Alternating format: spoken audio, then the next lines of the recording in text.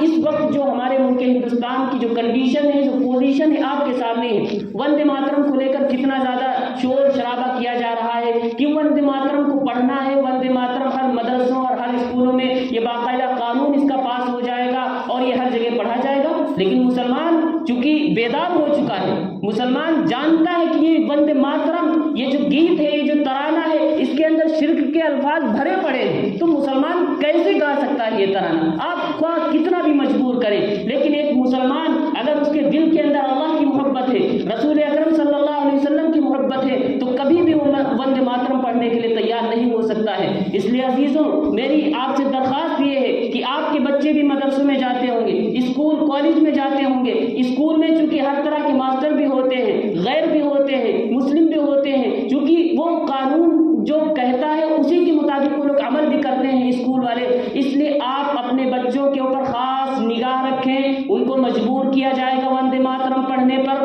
ان کو مجبور کیا جائے گا دوسرے نعرے لگانے پر، اس لیے آپ روزانہ اپنے بچوں سے یہ ضرور سبق لے پوچھیں کہ آج تمہارے ٹیچر نے کیا سبق دیا، آج تمہارے ماسٹر نے کیا سکھلایا تھا، کیا وندے ماترم کا ترانہ تو تمہاری زبان سے نہیں نکلا؟ اگر اس طرح کی باتیں ابھی سے پائی جاتی ہیں، آپ لات مار دیجئے اس اسکول کو، دوسرے اسکول میں پڑھوا لیجئے، بہتر ہوگا۔ کم از کم آپ کے بچوں کی، آپ کے آنے والی نسلوں کا ایمان تو محفوظ رہے گا۔ ابھی یہ بچہ ہے، نہیں پتا ہے اللہ کیا ہوتا ہے، نہیں پتا ہے وندے ماترم کیا ہے، نہیں پتا ہے شرک کیا ہوتا ہے، ابھی سے اس کے دل کے اندر وہ اسکول کا ٹیچر، اسکول کا ماسٹر اس طریقے سے اس کے دل کے اندر یہ شرک کے الفاظ بٹھا دے گا، جب یہ بڑا ہوگا آپ سوچیں گے میرا بھیا اس سے باز آ جائے، لیکن باز نہیں آ سکتا۔ اس لیے عزیزوں، آپ ابھی سے اپنے بچوں کے اوپر کڑی نگاہ رکھیں، روز آنا ضرور معلوم کر لیا کریں کہ آج ماسٹر نے کیا سکھلایا ہے، کیسے کیسے الفاظ اس کی زبان سے ادا ہو رہے ہیں۔ اس لیے یہ مدعا لے کر آج وندے ماترم کو لے کر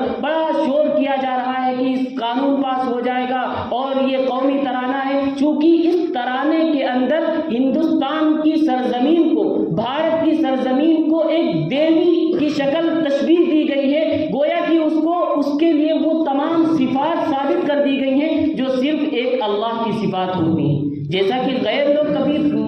مندر کے سامنے جاتے ہیں، ان کا ایک معبود ہو گیا، ایک کسی بڑے درخت کو دیکھ لیتے ہیں، اس کی پوجا شروع کر دیتے ہیں، کبھی کسی کی پوجا شروع، تو اسی طریقے سے اس ترانے کے اندر اس گیت کا ترجمہ آپ جب پڑھیں گے تو اس میں شرک کے الفاظ بھرے پڑے ہیں۔ اس بھارت کی سرزمین کو ایک معبود مان لیا گیا ہے اس کے اندر، اس لیے وہ ترانہ جس کے دل کے اندر ذرہ برابر بھی ایمان ہوگا، اللہ کی محبت اور عظمت ہوگی، تو وہ کبھی بھی اس ترانے کو اپنی زبان سے ادا نہیں کر سکتا ہے۔ اس لیے آپ سب بیدار ہونے کی ضرورت ہے اور اس کے ساتھ ساتھ اپنے اللہ سے بھی دعا کریں کہ آج جو ملک ہندوستان کی جو پوزیشن ہے، جو حالات چل رہے ہیں، اللہ اس حالات کو سنوار دے اور ہم سب کو ان تمام الفاظ کہنے سے بچنے کی توفیق نصیب فرمائے۔ ابھی ایک فوٹو وائرل ہوا کہ کسی عورت کے اوپر سے نقاب کو اتارا گیا، اب بتائیں کیسے کیسے مسلمانوں کے اوپر حالات آ رہے ہیں۔ اس لیے عزیزوں،